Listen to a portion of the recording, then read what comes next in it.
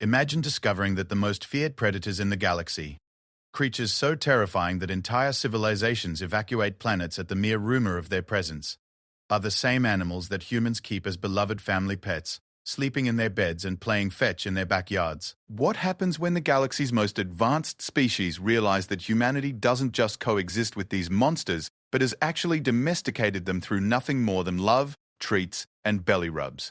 This is the story of how man's best friend became the galaxy's most shocking revelation, and how a simple act of interspecies friendship nearly started an intergalactic war, until everyone realized that sometimes the scariest monsters just need someone to call them a good boy.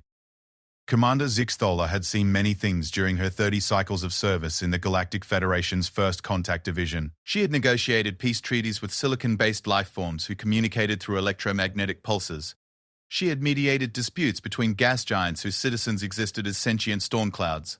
She had even survived an encounter with the dreaded hive mind collective of Proxima Beta, though that particular mission still gave her nightmares. But nothing, absolutely nothing, had prepared her for the transmission currently playing on her command bridge. "Replay it again," she commanded, her tentacles writhing in what her crew recognized as barely controlled anxiety. The holographic display shimmered to life, showing the intercepted Earth broadcast for the 15th time in the past hour. On the screen, a small human child sat in what appeared to be a primitive dwelling, surrounded by no fewer than 3 massive fanged creatures. The beasts were easily twice the size of the child, their powerful jaws filled with razor-sharp teeth, their muscular bodies covered in coarse fur that marked them as apex predators. Yet instead of devouring the helpless young human, they were playing. "Look, Mommy!" Rover learned a new trick. The child squealed with delight as one of the monsters rolled onto its back, exposing its vulnerable belly to the tiny human. The creature's tail moved in rapid, rhythmic motions that Zixthala's xenobiology officer had identified as a potential threat display. "Good boy, Rover, such a good boy." The child's parental unit appeared in the frame, approaching the deadly predators without any apparent protective gear or weapons. Instead of running for her life, she began petting them. The transmission ended, leaving the bridge in stunned silence. "Analysis, Officer Kresh," Zixthala demanded, turning to her chief xenobiologist, a crystalline being whose species had catalogued over 10,000 different life forms across the galaxy. Kresh's faceted form pulsed with uncertain colors. "Commander, according to our databases, those creatures match the physical characteristics of Fenrir-class predators. They possess the dental structure capable of crushing Duralloy, musculature that suggests they could leap 15 meters vertically, and predatory instincts that have wiped out entire ecosystems on 17 different worlds. And yet," interrupted Science Officer Miratel, her blue skin pale with shock, "the humans appear to have domesticated them, not just tolerated their presence, but actively invited them into their living spaces and allowed their offspring to interact with them." The bridge erupted in nervous chatter. Across the galaxy, Fenrir-class predators were the stuff of legends. Cautionary tales told to young beings to keep them from wandering too far from safe zones. There were entire sectors of space that remained uninhabited because of confirmed Fenrir sightings. The creatures were known to hunt in packs, could survive in virtually any environment, and showed no fear of technology or superior numbers. "Perhaps," suggested Navigator Quindar, his voice barely above a whisper, "we've misidentified the species?" Kresh's form flashed red, a definitive negative. The bone structure, muscle definition, and predatory markers are unmistakable. These are Fenrir-class predators, Commander. The humans are cohabiting with monsters. Zixthala's primary tentacle tapped against her command chair in a rhythm that her crew recognized meant she was processing something significant. In her years of first contact protocols, she had encountered species that hunted dangerous prey, civilizations that had developed impressive defensive technologies, and even a few races that had achieved symbiotic relationships with lesser predators. But this was unprecedented. "There's more, Commander," Communications Officer Valter announced hesitantly. "We've been monitoring their public information networks. The humans don't just keep 1 or 2 of these creatures. According to their data, they maintain over 900 million Fenrir-class predators across their planet." The bridge fell silent except for the hum of life support systems. 900 million. Zixthala repeated slowly. "You're telling me that this species has somehow managed to not only survive alongside but actively maintain a population of nearly 1 billion apex predators on their homeworld?" "That's not the most disturbing part," Veltar continued. his usual confident demeanor replaced by something approaching awe. According to their cultural databases, they've been doing this for over 15,000 of their local years. They have extensive breeding programs, specialized food production facilities, and even medical care systems dedicated entirely to maintaining the health and well-being of these predators. Chief Medical Officer Dr. Helix ran, a tall, insectoid being whose species had evolved from hive-minded prey animals, clicked nervously. Commander, I've reviewed the biological data. These creatures should have consumed the human population millennia ago. The fact that both species not only coexist but appear to thrive suggests either a level of biological manipulation we've never encountered, or what, Doctor? Or the humans possess capabilities we haven't yet identified. Capabilities that allow them to maintain dominance over creatures that have terrorized half the galaxy. Zixthala absorbed this information while reviewing the preliminary data her team had gathered about Earth and its inhabitants. Humans appeared to be a relatively young species, barely out of their industrial age by galactic standards. They had only recently achieved nuclear technology and had yet to develop faster-than-light travel.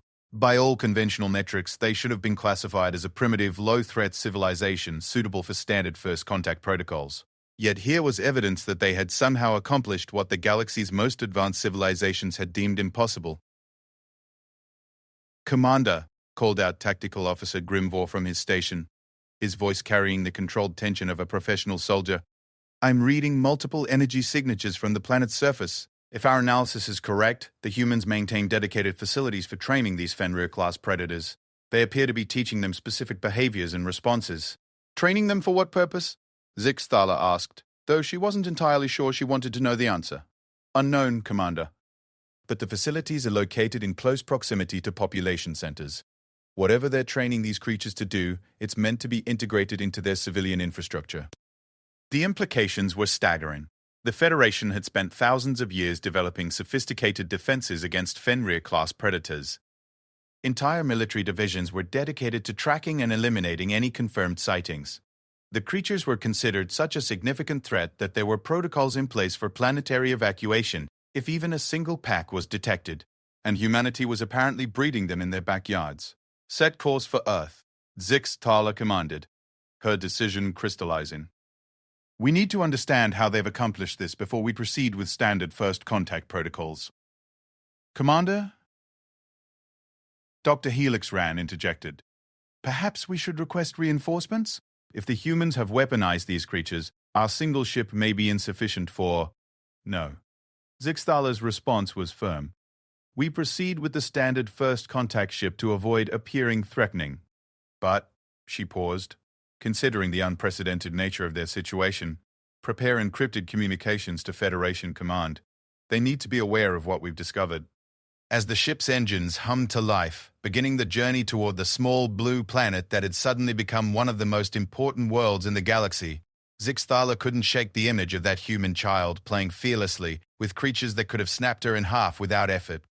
Over the next several days, as they traveled toward Earth, her team continued monitoring human transmissions. The evidence only became more bewildering. Humans didn't just keep Fenrir-class predators. They appeared to love them. There were countless hours of recorded material showing humans engaging in recreational activities with the creatures, sharing food, and even allowing them to sleep in close proximity to their offspring. Most disturbing of all, the humans had developed an entire cultural mythology around these relationships. They called the predators by friendly names, created elaborate celebration rituals centered around their well-being, and had even established commercial industries dedicated to their care and feeding.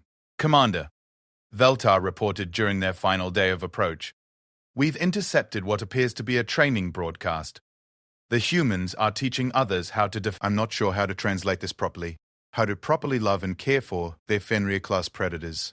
"Show me," Zixthala ordered. The holographic display lit up with an image of a middle-aged human standing in what appeared to be an outdoor area. Behind him, 3 massive Fenrir-class predators sat in perfect formation, their attention focused entirely on the human speaker. "Remember, consistency is key when training your dog," the human was saying. "Positive reinforcement, patience, and lots of treats will help build the bond between you and your furry friend. A well-trained dog is a happy dog, and a happy dog makes for a happy family." The human then demonstrated what he called basic commands, causing the fearsome predators to perform specific actions in response to simple verbal cues. "Sit. Stay. Come. Down. The creatures obeyed instantly, their powerful bodies moving with precision that spoke of extensive conditioning. "This is impossible," whispered Officer Kresh. "Those creatures should be incapable of following complex verbal instructions from a different species. Their neural structure isn't designed for that level of cross-species communication. And yet," Zixtala observed, "they're clearly doing exactly that." As their ship entered Earth's solar system, the crew of the Federation vessel found themselves facing the most significant first contact challenge in their recorded history. They weren't just meeting a new species, they were encountering a civilization that had somehow achieved the impossible, turning the galaxy's most feared predators into beloved companions. The question that haunted Zixtala as their ship approached the small blue planet was simple. If humans could accomplish this with Fenrir-class predators, what else were they capable of? And more importantly, what did this mean for the rest of the galaxy? The city of Denver had seen its share of unusual events over the years, but nothing quite like the silver disk that materialized in the sky above Cheeseman Park on a crisp Tuesday morning in October. Dr. Sarah Chen, a veterinarian who had been walking her rescue pitbull mix, Tank, stopped mid-stride as the massive craft descended with impossible grace, settling onto the grass with barely a whisper of displaced air. Tank, all 65 pounds of muscle and enthusiasm, immediately began wagging his tail and pulling toward the strange vessel. His nose worked overtime, processing scents that no Earth creature had ever encountered before. "Tank, no," Sarah said automatically, though her voice carried more wonder than authority. Around the park, other morning joggers and dog walkers had stopped to stare at the impossible sight. Someone was already filming with their phone. In the distance, sirens wailed as emergency services scrambled to respond. Aboard the Federation vessel, Commander Zixtala was experiencing her own moment of cultural shock. The landing site her team had chosen, an open area away from major population centers, was filled with humans engaged in the exact activity they had been studying. At least 20 humans were present, and nearly every one of them was accompanied by Fenrir-class predators. "Commander," Officer Kresh reported, his crystalline form pulsing with nervous energy, "I'm reading elevated heart rates and stress indicators from the humans, but their Fenrir-class predators appear excited. The biochemical readings suggest arousal patterns consistent with play behavior rather than aggression. Through the ship's external sensors, they could see the creatures straining against restraint devices. Leashes, Zixtala's database informed her, but not to flee or prepare for attack. They seemed eager to approach the ship. This defies everything we know about Fenrir psychology, Doctor." Helix Rand muttered, reviewing his scanners. "In every recorded encounter, these creatures have shown extreme territorial aggression toward unfamiliar technology. They should be preparing to defend their pack, not displaying curiosity behaviors." Zixtala made a decision that would later be studied in first contact protocols for generations. "We go out to meet them, but we maintain full defensive protocols." "Commander," Tactical Officer Grimvor protested, "regulations require—" "Regulations didn't anticipate this scenario," Zixtala interrupted. "We adapt or we fail to understand what may be the most significant discovery in galactic history." The ship's exit ramp lowered with a soft hiss of equalizing atmosphere. Zixtala emerged first, her four-armed form moving with deliberate, non-threatening gestures. Behind her, her senior staff arranged themselves in standard first contact formation, close enough to provide support, far enough apart to avoid appearing like a military unit. The humans had formed a loose semicircle around the ship, their Fenrir-class predators held in check by the thin restraint devices that seemed almost ceremonial given the creature's obvious physical capabilities. What struck Zixtala immediately was the lack of weapons among the humans. No visible defensive technology, no energy shields, no projectile weapons. They appeared to be relying entirely on their predator companions for protection. Dr. Sarah Chen found herself at the front of the impromptu gathering, Tank pressing against her legs with barely contained excitement. As a veterinarian, she had always been good at reading animal behavior, and what she was seeing from the alien visitors was fascinating. The lead figure, clearly some kind of commander based on body language, was displaying classic non-threatening postures. The others were arranged in what looked like a diplomatic formation rather than a military one. "Tank, sit," she said quietly. To her amazement, and to the astonishment of the alien observers, the powerful predator immediately complied, though his tail continued wagging furiously, and his attention remained fixed on the strangers. Zixtala activated her universal translator and took a step forward. "Greetings, inhabitants of Earth. I am Commander Zixtala of the Galactic Federation. We come in peace, seeking to understand your unique civilization. Sarah blinked in surprise. First contact with alien life, and they wanted to understand their civilization? Welcome to Earth. I'm Dr. True, Sarah Chen. This is Tank. She gestured to the pit bull, who chose that moment to perform a playbow, front legs extended and rear end in the air, tail wagging with such enthusiasm that his entire back end wiggled. The alien commander's tentacles writhed in what her crew would later identify as complete bewilderment. According to every database in their archives, the creature before them should have been preparing to tear their throats out. Instead, it was displaying what appeared to be an invitation to play. Dr. Chen, Zixthala began carefully, we must ask, are you not concerned about the presence of these Fenrir-class predators in close proximity to your population centers? Sarah looked around at the other dog owners, several of whom were struggling to suppress grins. I'm sorry. Did you just call our dogs predators? The question hung in the air like a physical thing. Officer Crash Translator worked overtime as he processed the implications of the human's response. You call them dogs? Dr. Helix Rand stepped forward, his insectoid features reflecting genuine confusion. These are Fenrir-class apex predators, capable of being absolutely terrible at catching frisbees. Interrupted Mike Rodriguez, a retired teacher whose elderly Labrador buddy was demonstrating the point by completely missing a thrown disc and then trotting back with a happy expression, though they make up for it in enthusiasm. Zixthala felt the ground shifting beneath her understanding of the universe. You do not fear these creatures? Fear, Tank?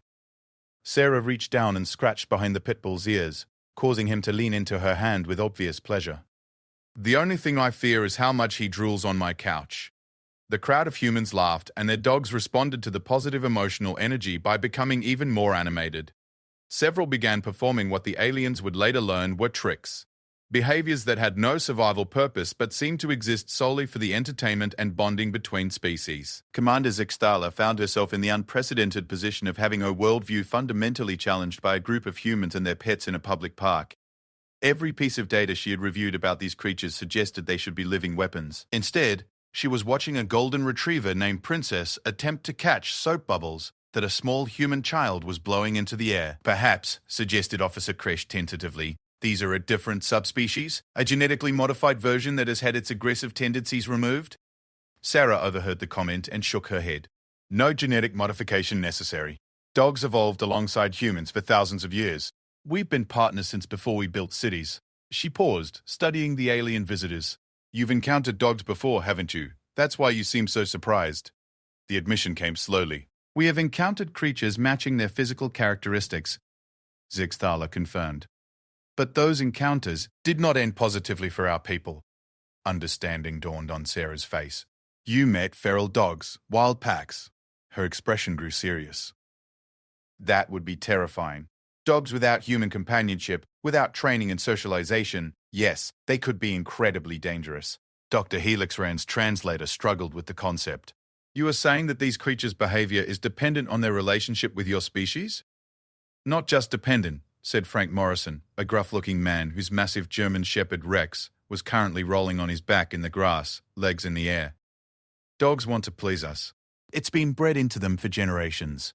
They're happiest when they're working with humans, whether that's herding sheep, protecting property, or just being family pets. The aliens watched in fascination as Frank gave Rex a simple hand signal. The powerful animal immediately rolled upright and moved to Frank's side, sitting in perfect position without any verbal command. This is partnership, Zixthala realized. Not domestication through fear or force, but genuine interspecies cooperation. Best partnership in the galaxy, confirmed Janet Kim, whose border collie, Einstein, was demonstrating his ability to differentiate between colored balls by bringing back specific ones on command. Dogs don't just live with us, they work with us, play with us, protect us, comfort us when we're sad, celebrate with us when we're happy. As if to illustrate the point, Tank noticed that one of the alien visitors, Science Officer Miratel, appeared to be displaying what his canine instincts interpreted as stress signals. Without any prompting from Sarah, he approached the blue-skinned officer and sat beside her, leaning his warm body against her leg in the universal canine gesture of comfort. Miratel froze, every instinct screaming at her to flee from the apex predator now in direct contact with her body. But instead of aggression, she felt warmth. The creature's body temperature was providing actual physical comfort, and there was something about his calm presence that was genuinely soothing. "He likes you," Sarah observed with a smile. "Tank's always been good at reading people's emotions." "The creature is providing emotional support?" Miratel asked in wonder. "One of their many jobs," confirmed Dr. Rodriguez. "Dogs are therapy animals, service animals, working partners, family members. They've been helping humans with everything from hunting and protection to emotional therapy and medical assistance." Commander Zixthala was beginning to realize that their first contact protocols were completely inadequate for this situation. They had prepared for many scenarios: hostile civilizations, primitive cultures, advanced species, hive minds, energy beings. But they had never prepared for a species that had achieved something the galaxy considered impossible: true partnership with Fenrir-class predators. "Commander," Officer Grimvor spoke quietly through their internal communications, "Federation Command is requesting an immediate report. Our scheduled check-in was 3 hours ago." Zixthala looked around the park, where humans and their canine companions were treating the arrival of alien visitors as an interesting diversion in their morning routine rather than a world-changing event. Several people were taking pictures. One teenager was live-streaming the encounter. Others had gone back to playing fetch and practicing training exercises with their dogs. "Tell Federation Command," she said slowly, "that we need to extend our mission timeline. What we're observing here requires extensive study." Dr. Sarah Chen approached the alien commander, Tank trotting beside her. "You're welcome to stay and observe as long as you need. But if you really want to understand the relationship between humans and dogs, you should come see where we live. Meet our families. Watch how we really interact when we're not in a first contact situation." The invitation was unprecedented. In all her years of first contact protocols, Zixthala had never been offered such immediate and unrestricted access to a civilization's daily life. "You would trust us in your living spaces?" she asked. Sarah looked down at Tank, who was gazing up at the alien commander with the patient, friendly expression that dogs had perfected over millennia of partnership with humans. "Tank trusts you," she said simply. "And I trust Tank's judgment about character. He's never been wrong about people." As if understanding the gravity of the moment, Tank walked over to Commander Zixthala and performed a perfect sit, his tail wagging as he looked up at the being who represented an entire galactic civilization. For the first time in her career, Zixthala found herself completely out of her depth. But as she looked down at the friendly, trusting face of the creature her species considered one of the galaxy's greatest threats, she realized that perhaps being out of her depth was exactly where she needed to be. "Doctor!" "Shen," she said formally, "we would be honored to accept your invitation." What happened next would change the course of interstellar relations forever, though none of them knew it yet. 3 weeks after first contact, Commander Zixthala found herself in the most unlikely situation of her distinguished career, sitting on a couch in Dr. Payfor, Sarah Chen's living room, watching a documentary about something called dog shows, while Tank snored contentedly with his head in her lap. The pitbull had appointed himself as her personal ambassador during the alien's extended stay on Earth, rarely leaving her side except for meals and walks. What had initially terrified her, a 65-pound predator choosing to sleep beside her, had gradually become the most comforting part of her day. The Westminster Dog Show represents the pinnacle of human-canine partnership, the documentary narrator explained, as perfectly groomed dogs performed complex routines with their human handlers. These competitions celebrate not just the physical attributes of the breeds, but the communication, trust, and teamwork between species. Officer Crash, who had positioned himself carefully in what he had learned was called a recliner, watched in fascination as border collies navigated obstacle courses with split-second timing, responding to subtle hand signals and voice commands from their human partners. "The precision is remarkable," he transmitted privately to his commander. "The level of trust required for these maneuvers suggests cognitive development we never detected in our previous encounters." On screen, a German shepherd named Apollo was demonstrating what humans called protection work, controlled aggression exercises that showcased the dog's ability to defend his handler while maintaining complete obedience to commands. The animal's transformation from friendly pet to focused guardian and back again was seamless and instantaneous. Dr. Helix Ran, who had spent the past 3 weeks conducting detailed behavioral studies with Sarah's veterinary colleagues, clicked his mandibles thoughtfully. "The neuroplasticity is unprecedented. These creatures can switch between multiple behavioral modes based entirely on contextual cues from their human partners. It's called training," Sarah explained from the kitchen, where she was preparing what she had taught the aliens to recognize as dinner for 6. But it's not just training, it's relationship building. Every interaction between a human and a dog is communication. They learn to read us as much as we learn to read them. The aliens had been astounded to discover that Sarah lived alone with Tank, relying on the dangerous predator, not just for companionship, but for actual security. The first night they had stayed in her home, they had been awakened by Tank's deep, rumbling bark as he alerted to an intruder in the backyard. What followed challenged everything they thought they understood about human-canine dynamics. Tank had not attacked. Instead, he had positioned himself between Sarah and the potential threat, communicating the intruder's location through body language while waiting for Sarah's assessment. When she determined it was just a raccoon getting into the garbage, Tank had immediately relaxed, accepting her judgment completely. The level of contextual decision-making is beyond anything we've observed. Miratel had reported to the Federation that night. The creature demonstrated threat assessment, protective positioning, and immediate behavioral modification based on his human partner's response, all without any direct commands. But it was the smaller moments that truly revolutionized their understanding. Tank's morning routine of checking on Sarah before settling into his breakfast, his instinctive response to comfort her during a difficult phone call about a patient she couldn't save, the way he seemed to sense her moods and adjust his behavior accordingly, playful and energetic when she needed cheering up, calm and steady when she was stressed.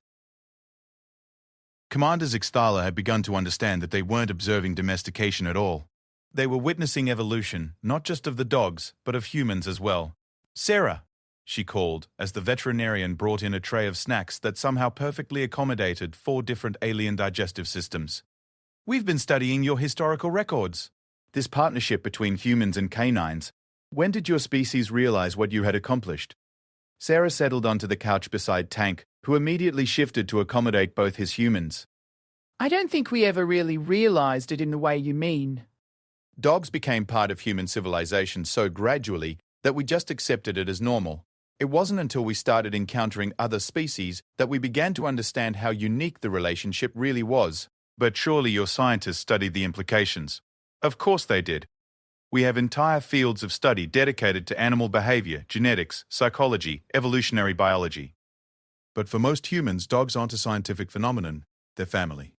The simple statement carried profound implications that the alien visitors were still processing. In galactic civilization, interspecies cooperation existed, but it was typically based on mutual benefit, trade agreements, or carefully negotiated treaties. What humans had with dogs transcended transaction. It was emotional, instinctive, and apparently mutual. Over the past weeks, each member of the alien crew had been assigned to different human families to observe the full spectrum of human-canine relationships. What they discovered had fundamentally altered their understanding of both species. Officer Grimvor had spent time with the Martinez family, where 3 children grew up alongside 2 rescue dogs, a pit bull named Rosa and a German Shepherd mix called Diego. He had watched 5-year-old Maria fall asleep using Rosa as a pillow, the powerful dog remaining motionless for hours to avoid disturbing the child's rest. He had observed 10-year-old Carlos teaching Diego to play soccer, the dog learning not just to chase the ball but to pass it back using controlled bites that never damaged the equipment. The children show no fear, he had reported in amazement. They interact with these creatures as naturally as they interact with each other, and the dogs respond by modifying their strength and behavior to accommodate the smaller humans. Dr. Helixran had been embedded with a search and rescue team, watching specially trained dogs locate missing persons in difficult terrain. The precision with which the animals worked, their ability to differentiate between thousands of scents while maintaining focus on their specific task, had impressed him far more than any advanced technology he had encountered. "They're not just following commands," he had explained to his colleagues. "They understand the mission. When they locate a victim, they demonstrate problem-solving skills, emotional intelligence, and independent decision-making while maintaining constant communication with their human partners." But perhaps the most profound observation had come from Science Officer Miratel, who had spent time at a rehabilitation facility where dogs worked with humans recovering from physical and emotional trauma. She had watched a veteran with severe PTSD slowly regain his ability to function in social situations, guided by a patient golden retriever named Sunshine, who seemed to instinctively understand exactly how much pressure to apply and when to back off. "The dogs are reading human emotional states at a level that approaches telepathy," she had reported. "They respond to stress hormones, body language micro-expressions, and behavioral cues that even humans miss, and they do it naturally, without training for those specific responses." Now, as they gathered in Sarah's living room for what had become a nightly debriefing session disguised as social time, the aliens found themselves grappling with the full scope of what they had discovered. "Commander," Officer Kresh said hesitantly, "I've been reviewing our initial classification of these creatures as Fenrir-class predators. I believe we may need to develop an entirely new classification system." Zixthala looked down at Tank, who had somehow managed to position himself so that he was simultaneously providing warmth to her, keeping one eye on the front door in case of visitors, and maintaining visual contact with Sarah in the kitchen. "What would you suggest?" "Companion-class cooperative sentience," Kresh replied immediately. "They demonstrate intelligence, emotional sophistication, and interspecies communication skills that place them closer to our own classification levels than to standard planetary fauna." The implication hit everyone simultaneously. If dogs were classified as sentient beings rather than animals, the entire galactic understanding of human civilization would have to be reconsidered. Humans hadn't just domesticated dangerous predators, they had formed a true interspecies alliance with cognitive beings. "There's something else, Doctor," Helix's Ran added quietly. "I've been analyzing the genetic data from the various breeds we've encountered. The diversity is remarkable. Humans have been selectively breeding these creatures not just for physical characteristics, but for specific personality traits and cognitive abilities." They've been directing evolution, Miratel realized. "Not through genetic manipulation technology, but through careful selection over thousands of generations." Sarah returned from the kitchen, immediately noticing the change in atmosphere. "You figured something out, haven't you?" "Chen," Commander Zixthala said carefully, "your species has accomplished something that our galactic civilization has been attempting for millennia. You've created true partnership between different species, not based on hierarchy or benefit exchange, but on genuine mutual affection and cooperation. And you did it without technology," added Officer Kresh. "No genetic manipulation, no neural implants, no artificial enhancement. Just patience, consistency, and care." Sarah smiled, reaching down to scratch Tank behind the ears. "We didn't really create anything. We just recognized what was already there. Dogs wanted to be part of human families. We wanted their companionship. Everything else just grew from that." "But the implications," Dr. Helix Rand began. "The implications," interrupted a new voice from the front door, "are about to become very complicated." Everyone turned to see Tactical Officer Grimvor entering with his usual precise military bearing, but his expression carried news that immediately put the room on alert.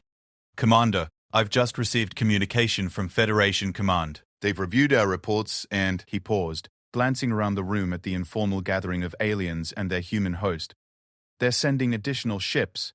Zixthala's tentacles writhed with sudden anxiety. "How many ships?" "A full diplomatic fleet, Commander. 12 vessels, including 3 heavy cruisers. They're calling it a comprehensive first contact assessment mission." The temperature in the room seemed to drop several degrees. Sarah looked between the aliens, reading the tension in their body language with skills she had learned from years of working with non-verbal animals. "That's not good news, is it?" she asked quietly. Zixthala stood carefully, gently displacing Tank, who immediately moved to sit beside Sarah in a gesture that spoke volumes about canine emotional intelligence. "Dr. Chen, I'm afraid the Federation may not initially understand what we've learned here. Some members of our governing council view Fenrir-class predators, dogs, as an existential threat. When they learn that Earth hosts nearly 1 billion of these creatures in close contact with your population, they'll want to eliminate the threat," Sarah finished, her hand automatically moving to rest on Tank's head. "Or remove your species from the threat," Grimvor added grimly. "Forced relocation has been used before when the Federation encounters civilizations in what they consider dangerous situations." The room fell silent except for Tank's gentle panting and the distant sounds of suburban evening life outside. Other humans walking their dogs, children playing in yards, the normal sounds of a civilization that had built itself around interspecies partnership. "How long do we have?" Sarah asked. "The fleet will arrive in 72 hours, Grimvor reported. Commander Zixthala looked around the room, at her crew who had become friends with humans and dogs alike, at the human who had opened her home to alien strangers, at the dog who had somehow managed to win the trust and affection of beings from across the galaxy, and made a decision that would define the rest of her career. "Then we have 72 hours to change the course of galactic history," she said firmly. Dr. Chen, how many people can you gather who would be willing to demonstrate human-canine partnership to a Federation diplomatic fleet? Sarah's smile was answer enough, but her words sealed their commitment. Commander, you're about to learn something else about humans. When our family is threatened, and that includes our dogs, we don't just gather a few people. We gather everyone. Tank's tail began wagging, as if he understood that something important was happening. In the distance, other dogs could be heard barking in what sounded almost like communication, spreading word through the neighborhood that change was coming. The galaxy was about to discover that humanity's greatest strength wasn't technology or weapons or even their remarkable partnership with dogs. It was their absolute refusal to abandon family. And in 72 hours, the Federation would learn exactly what that meant.